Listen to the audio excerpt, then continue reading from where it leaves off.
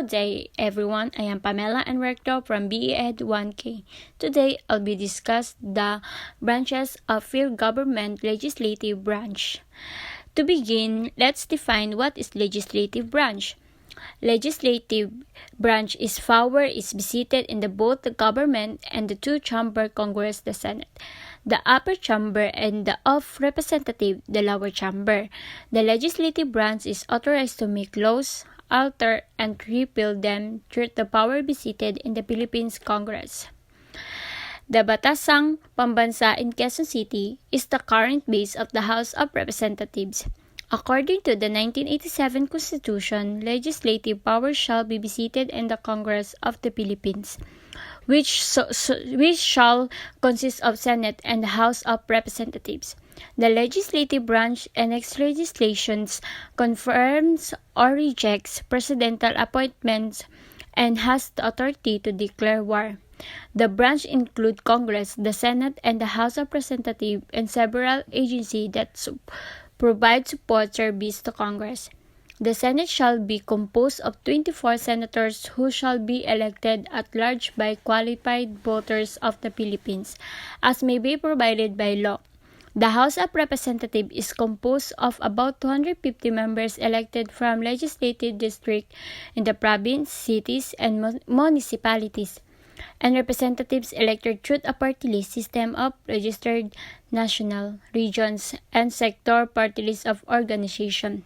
The party list representatives shall be contribute 20% of the total number of representatives, including those under the party list, for their consecutive terms after the ratification of the Constitution. One half of the seats allocated to party list representatives shall be filled, as provided by the law, by selection of election from the labor, peasant, urban poor, indigenous cultural communities, women, youth, and such other sectors as be provided by law, except the religious sector. Legislative process. Congress is responsible for making and availing laws for make sure the spirit of Constitution is upheld in the country at the times aimed or change the Constitution itself. In order to craft laws, the legislative body comes out with the two main documents, bills and resolutions. Resolutions convey principles and sentiments of the Senate of the House of Representatives. These resolutions can further be divided into three different elements.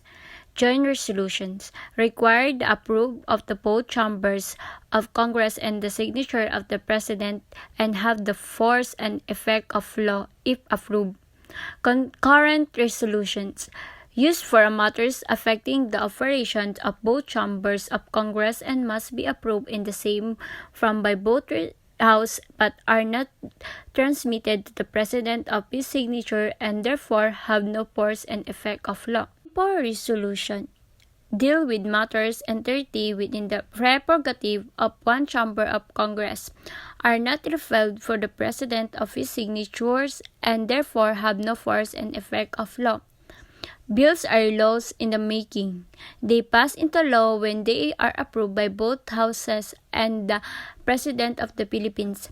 A bill may be voted by the President, but the House of Representatives may overturn a President thus act on purpose by law submitted by Congress. It will lapse into law after 30 days of summary.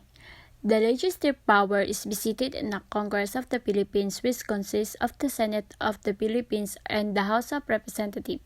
The upper house is located in Pasay, while the lower house is located in Quezon City. Both are in Metro Manila. This district and sector representatives are elected for a term of 3 years. They can be re-elected, but they cannot run for a fourth consecutive term. National government, Senate, and House of Representatives. Local government, Bangsamoro, Parliament, Sangguniang Panlalawigan, Sangguniang Panglunsod, Sangguniang Bayan, Sangguniang Barangay. That will be all. Thank you. I hope you have learned about my discussion. God bless.